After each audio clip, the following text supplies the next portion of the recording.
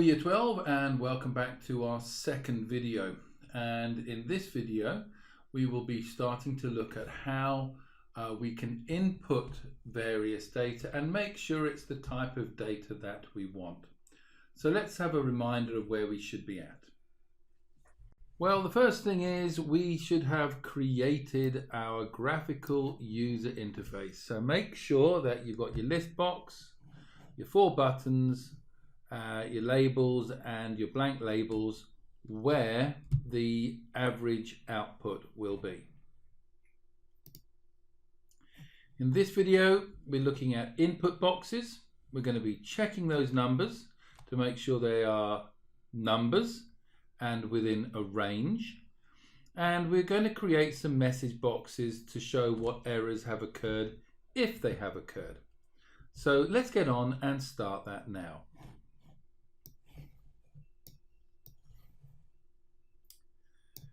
What I'll need you to do with your graphical user interface is to, once you've got this, is to double click on the form. So not any of the buttons, just double click on the form, and what will turn up is this.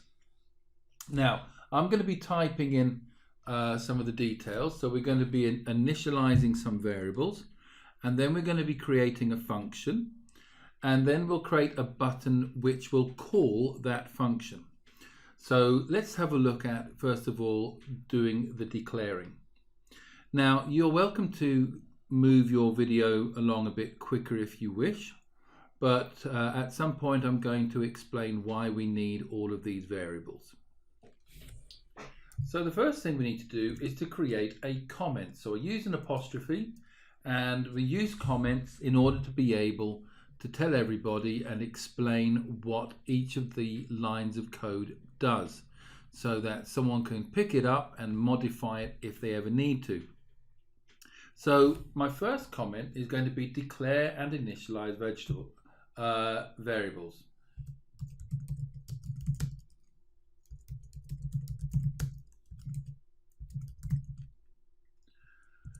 And we'll start off by putting in all of these variables, then I'll talk to you about why we need them.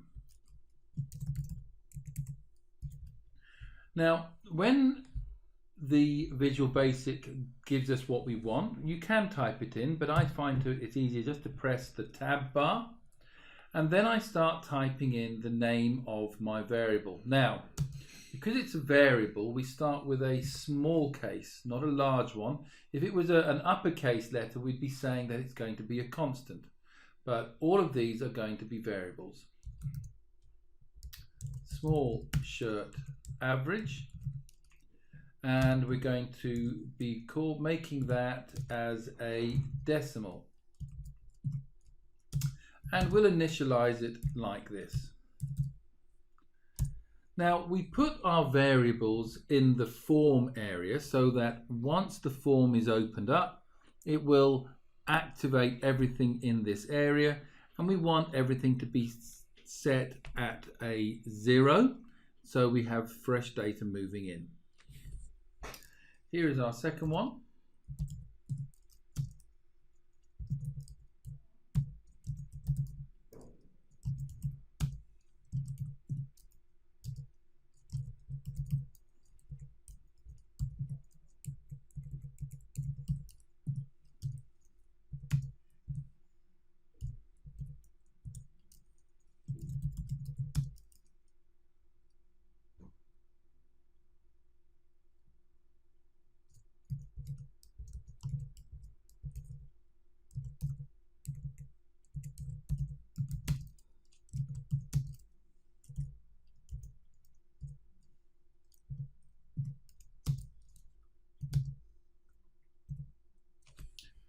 So this one is a different data type. We're going to have it as an integer, and we show it simply as a number without any decimal places.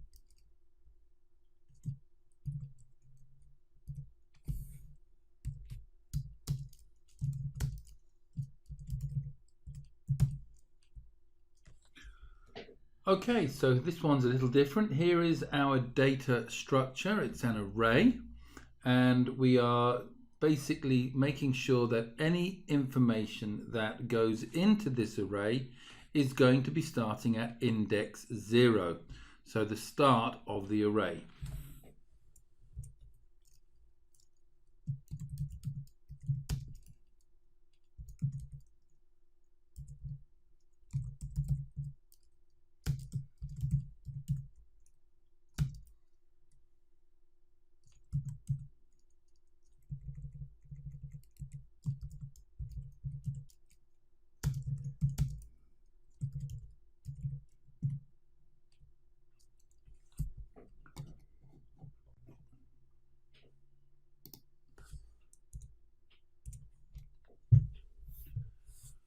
Okay, so let's have a little chat about why we have used these variables. Well, the first two, we want to find the average for both the shirt, which is a small, and which is a large. So large shirt average and small shirt average. In order to find the average, we need two things. We need to find a total. So we need to find the small shirt total and the large shirt total. And we need to divide that total by something. Well, that's going to be the number of large shirts and the number of small shirts. And those will be represented by a small shirt count and a large shirt count. Now, the shirt size is essentially what is being inputted. So the input will ask, what size shirt, and the input will be going into a variable called shirt size. As I said earlier, all the large shirts are going to be stored in an array. So we need to make sure that our array is initialized all the way back to the first index of 0. And then when we come to display the information in the list box, we need to go through a loop. And that will be basically going from 0 to wherever the large shirt index ends. And we'll see that in a later part, so that will become clearer later on. So now that we've gone and put in our variables and that we've initialized it, let's go and put in our first function. Again, I'm going to use a comment.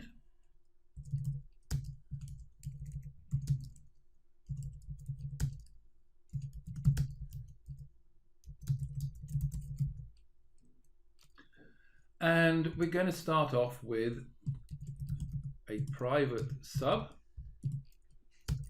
And we're going to name this module input shirt size, and we have that, and press enter and we'll get the end sub.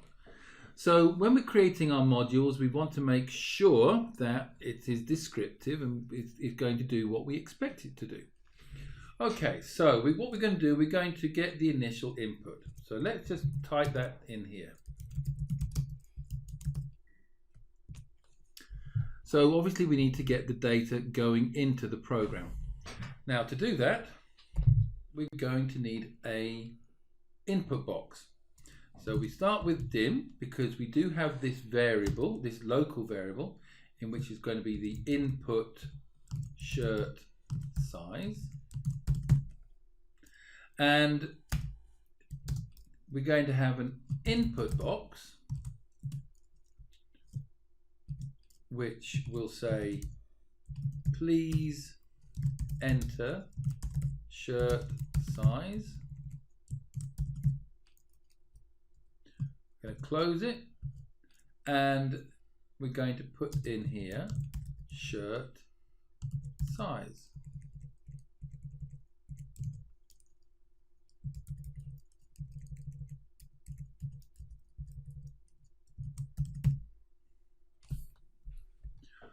So we're having an input box with an instruction, please enter shirt size, and the input box, the information from the input box is going to go into this variable called input shirt size.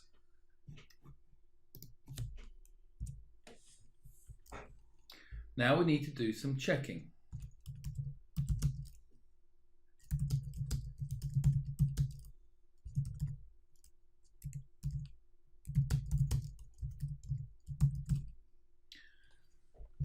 So the first thing we want to check is a number being put in? If it isn't, it's going to cause a problem. But to check it, we use a keyword called isNumeric. So if isNumeric, well, what is it checking? Well, it's going to be checking whatever the input shirt size is. So this is the thing it's going to be checking. Then, and what happens then, it's going to do this. It's going to assign the input value to the shirt size variable. So if it's all good, then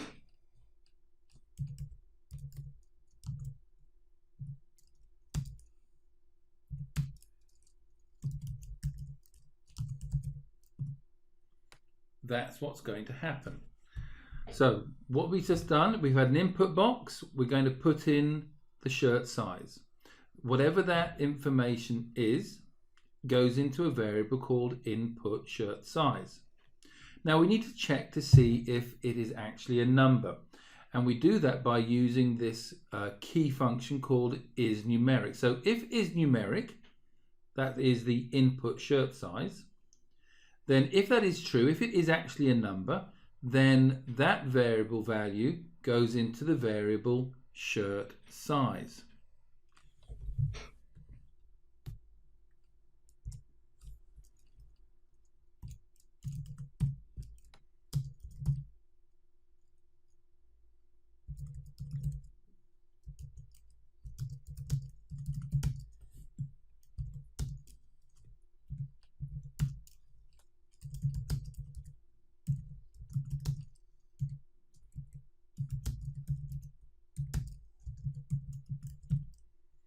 Okay, so now that we've ascertained that, okay, it is a number, so it's gone into shirt size, we now need to make sure that it's within a certain range, and we don't want it going to be more than 100.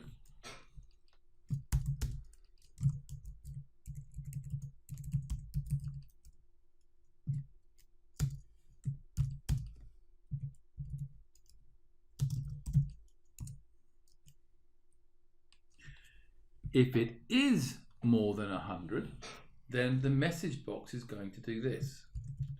We need to create a message box, and it's going to show the following.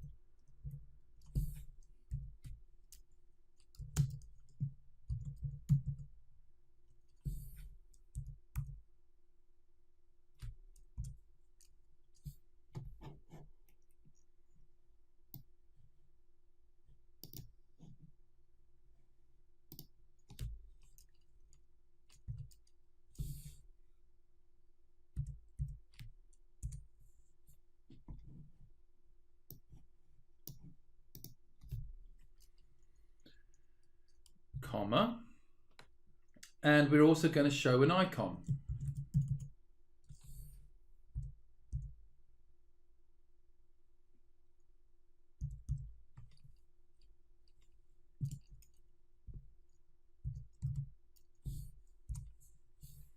And we'll need to finish off the bracket.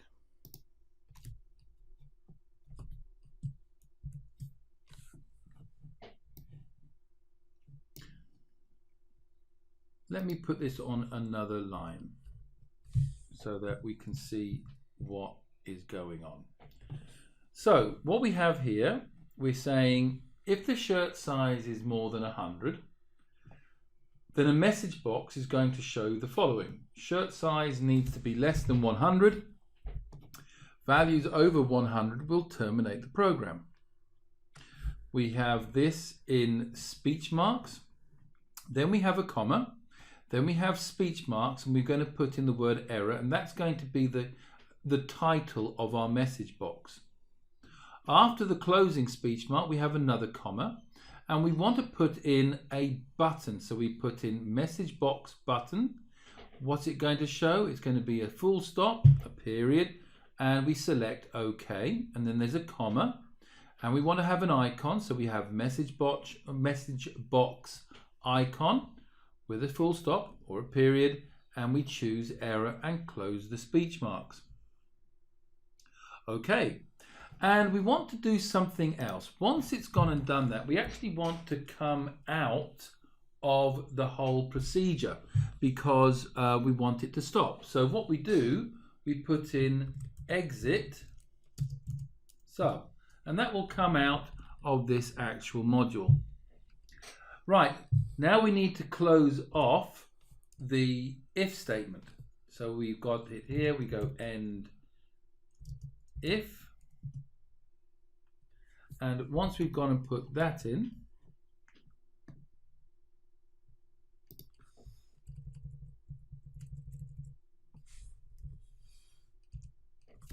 we can come up with the following.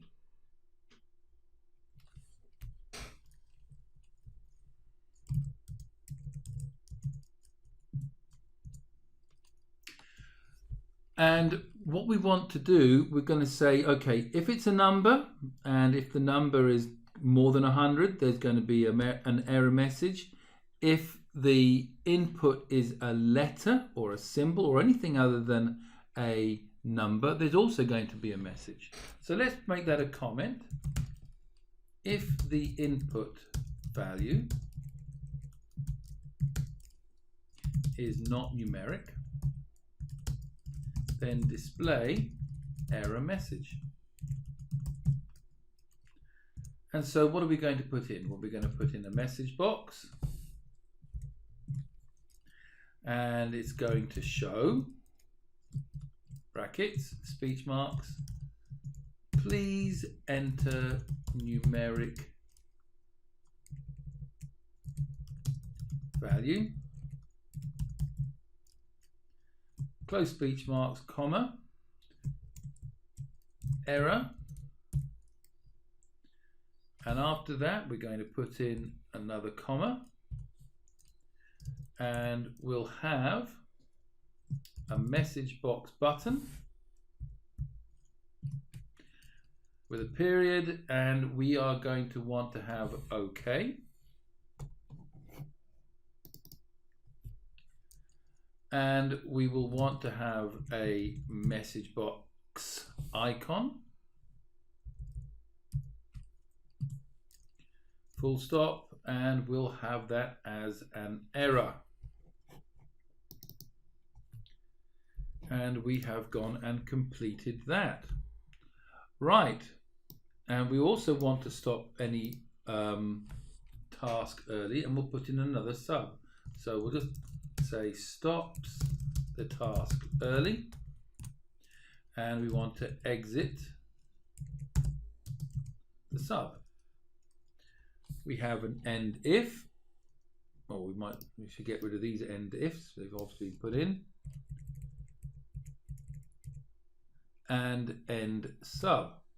Okay, right, so we have a function there. We're going to be returning a value, and we want to associate that with a button. Now, I know that in the past we've had the buttons and we've put everything in.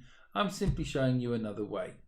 So here I'm going to select this button here, double click it, and all I need to do is in here I need to simply put input shirt size and brackets. And what happens here is that when this button is pressed, it's going to call this module, and it's going to get it to go through the various things we've looked at. So let's just make sure we are clear about what it does. We have the initialization, whether it be decimal or integer or as an array. We are having a function and we've called it input shirt size. We have this variable called input shirt size, and basically the input box is going to accept any value and it's going to be putting it into this variable.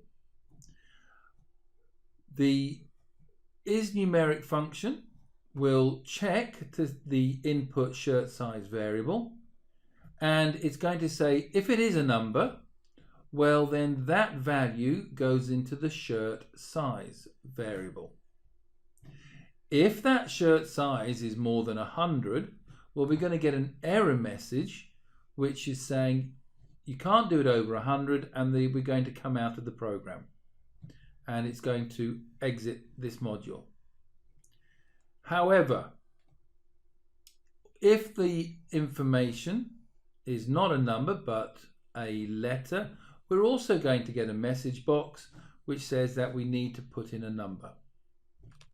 We again exit the module, we have our endifs, and we close the sub.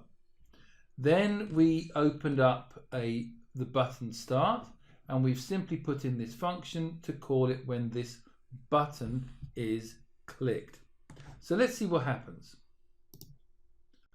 Okay, so here it is at the moment. We're going to click, and the first thing is I'm going to put in a letter, and let's see what happens there. Oh, there is our message which is saying we've got to put in a number. Let's try another one. Let's this time put in a really large number and see what happens there. Shirt size means less than 100, values over 100 will terminate the program. So we're going to have to click OK and come out of that. And let's see what happens if we put in a number under 100, 56.